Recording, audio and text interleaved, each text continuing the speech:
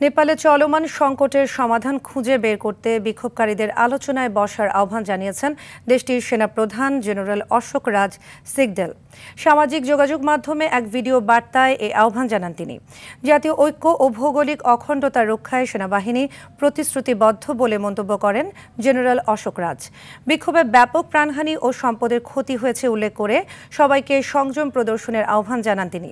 এছাড়া নেপালের বর্তমান পরিস্থিতিকে অস্বাভাবিক উল্লেখ করেছেন সেনাপ্রধান। পাশাপাশি পরিস্থিতি স্বাভাবিক করতে সবার সহযোগিতা কামনা করেন জেনারেল অশোক রাজ সিগদেল। বিক্ষোভে নিহতদের প্রতি সমবেদনাও জানান তিনি।